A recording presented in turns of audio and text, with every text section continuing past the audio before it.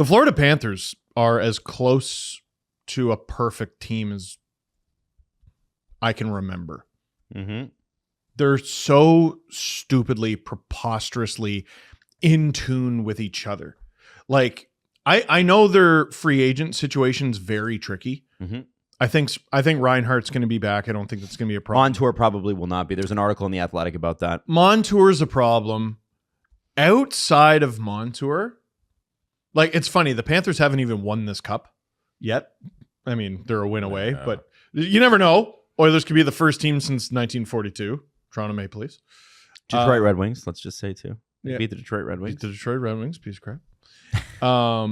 It could happen, but like, I'm already thinking ahead to how does anyone beat them next year?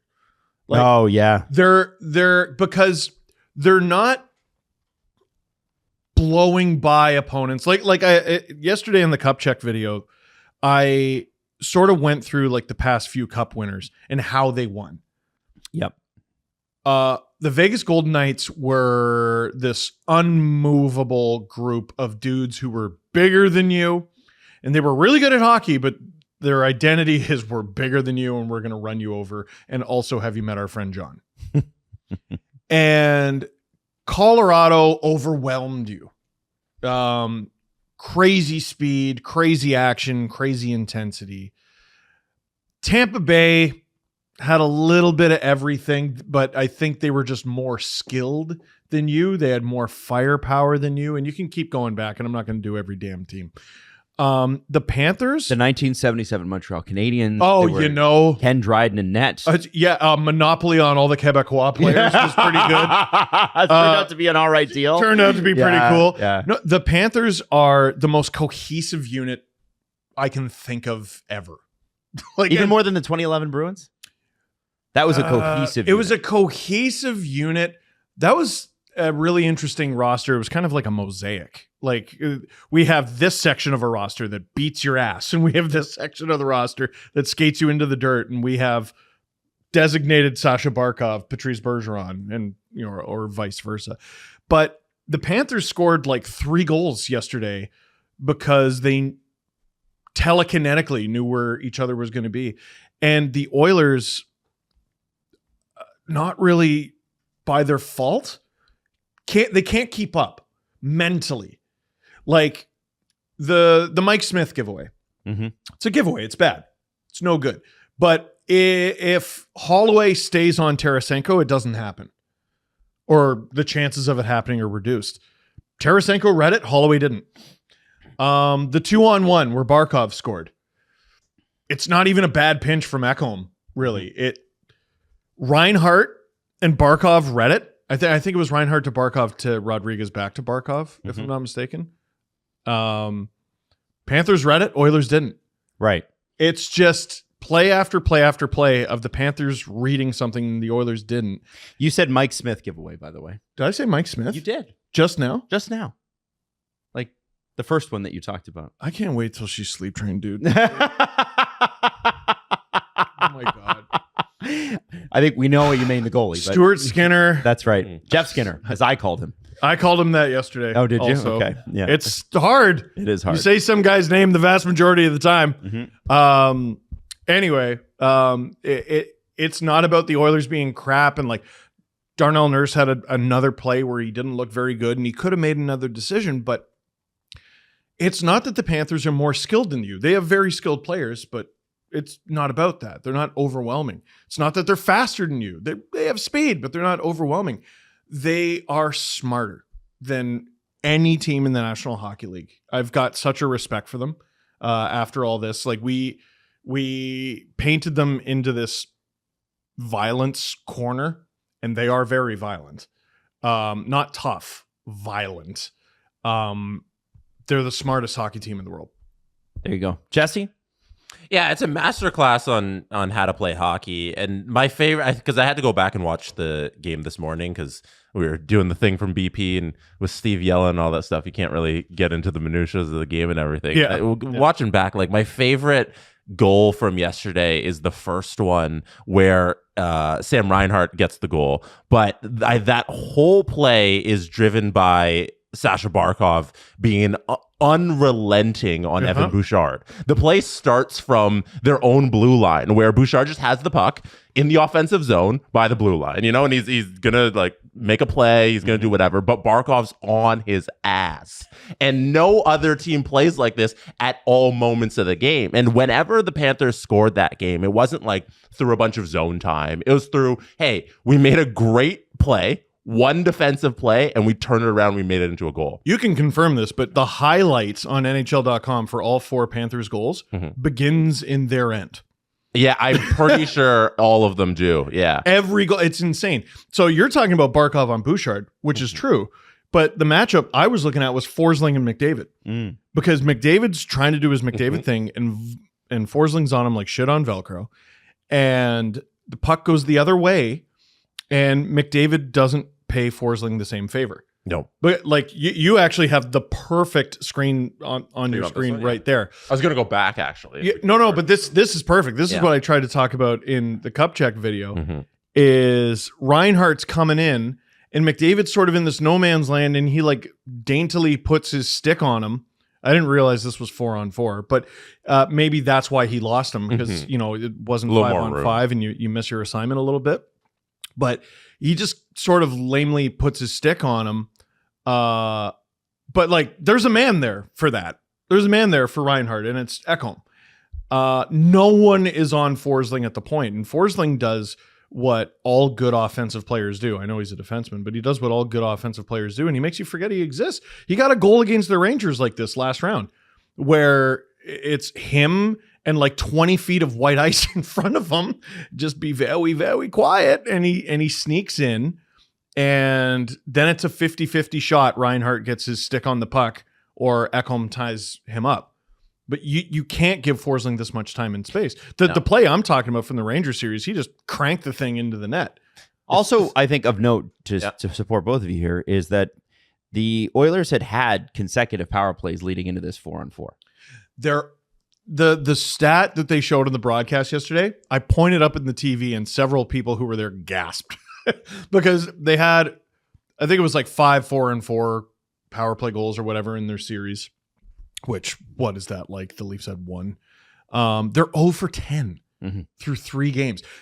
10 power play opportunities through 3 Stanley Cup final games is not bad. And not a 1. Not a 1. If they performed average, like just a 20% power play, that's average-ish, they'd have 2 more goals. That's a big swing in the series. Can't even get that. You look at the roster up and down. There isn't a hole in the Panthers roster where you're like, oh, they should improve on this spot in the lineup. You love the 4th line, you love the 3rd line, you love the 2nd line, you love the whole forward group, and it's a credit to Bill Zito in going out and getting the extra players to fill out those gaps in the rosters early on. It's a credit to him for doing the waiver wire. Being friggin' Forsling's a waiver wire pickup. Like that's excellent scouting, that's excellent GMing, and getting Tarasenko, getting Okposo. Like all they did was go to the Stanley Cup final last year, lose, learn lessons, improve on the team, come back, be the best team in the league. Like that was just the formula. And for this team here, and I love giving all the credit to all these players, and you need to throw in Bobrovsky as well, because he's lived up to every dollar amount that he gets paid.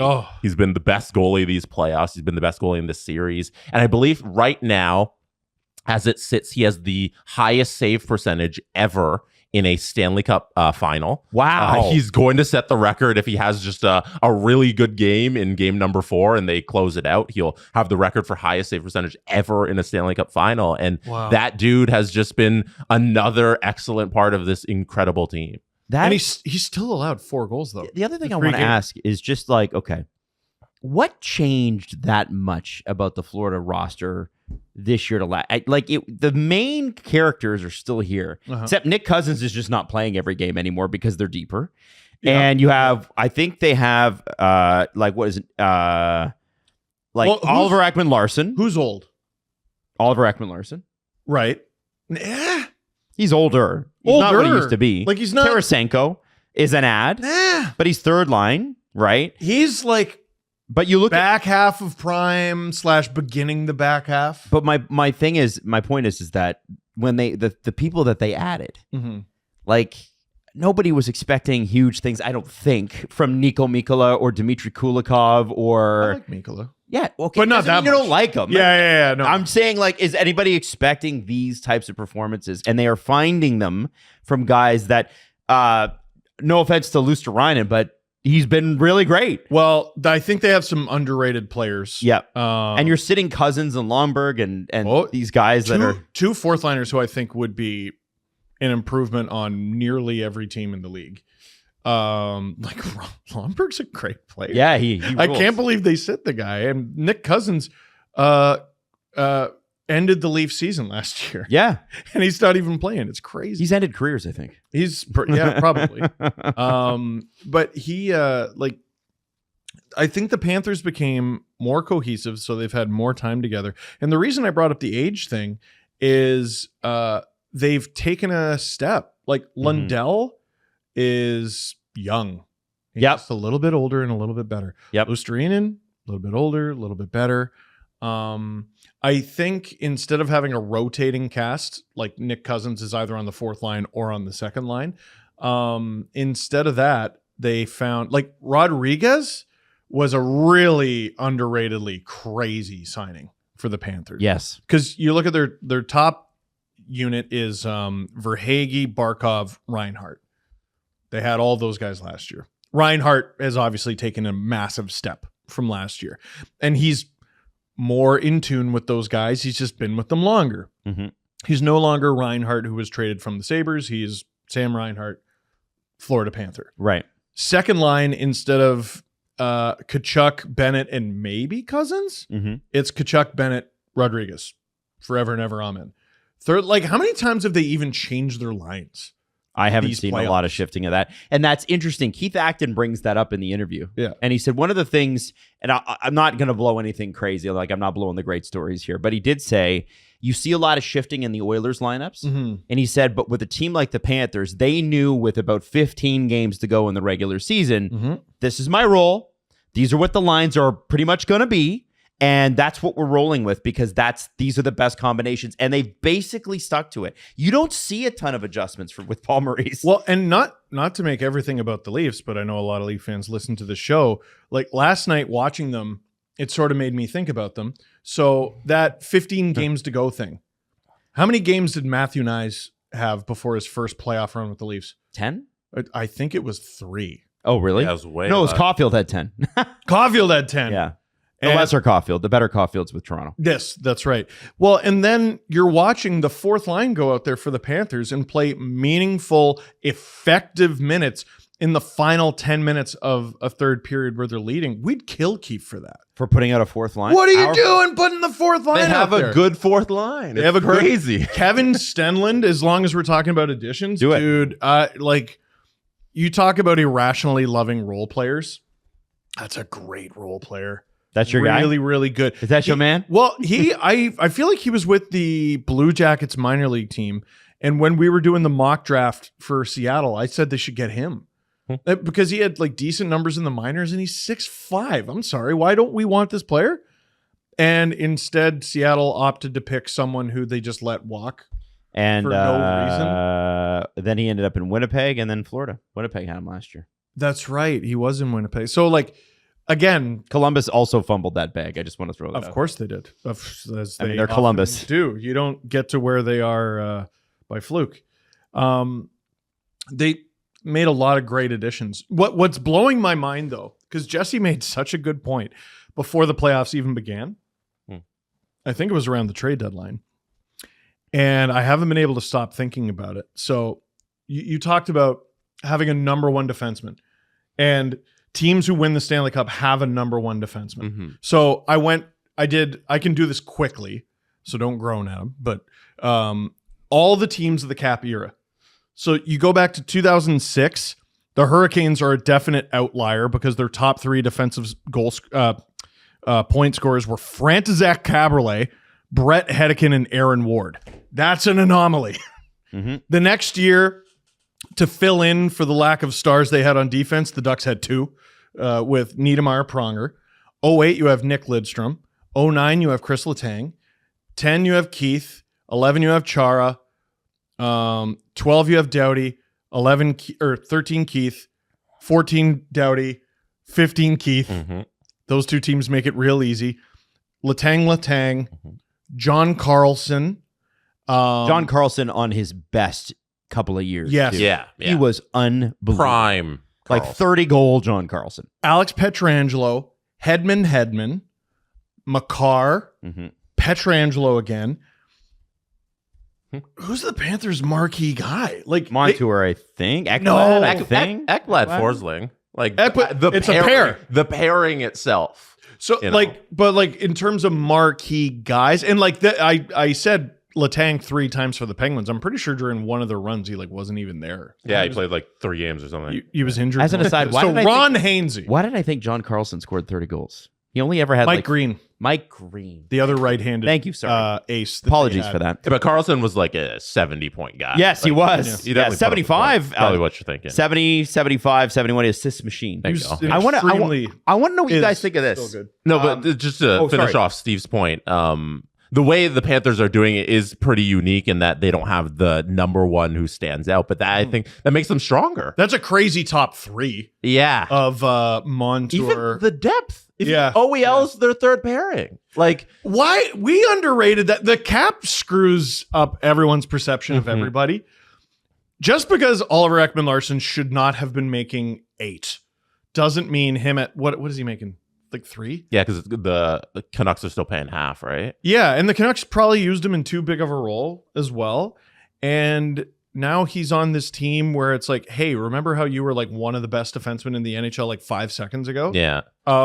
Here's a third pair job. Can you do that? And That's he's like, yeah, I can actually. When we get to the Oilers stuff, like that's how I feel about Darnell Nurse right now. I'm like, John, you're not 925, but he might be a 5. If you were a $5-6 million player and you're playing in the middle of the pairings, like you're fine. Yeah. I think there's a world where he ages like Tyler Myers, Yes. where he's where had a long they career. put him into a lesser role, and it's like, oh, why did we Also, ever think this guy was bad? please- Because we played him too much. Please put him with a mobile defenseman.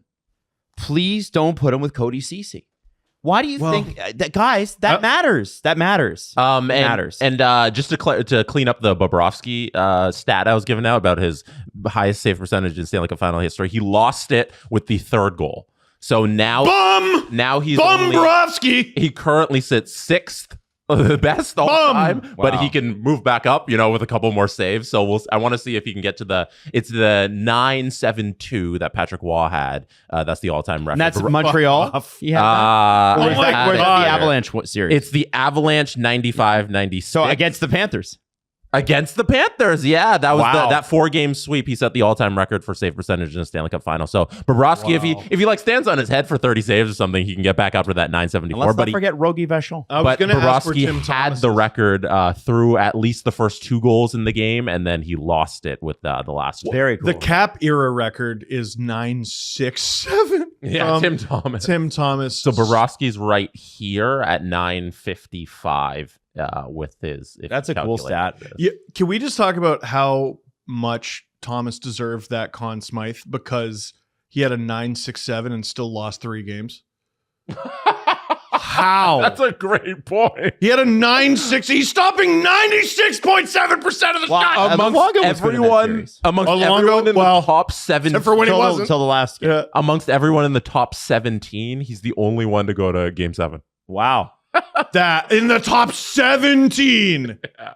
That's nuts. And Patrick Waugh Devils. Yeah, that makes sense. It's like the heart of the dead puck era. You get Waugh versus Brodeur in the Stanley Cup At their final. height. Yeah. Not enough is made about that. There should be a 30 for 30 on that goaltending matchup.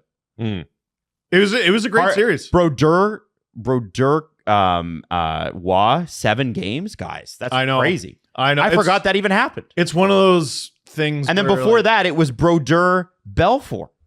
like at the time. And then before like, that, it was Belfour, Hasek.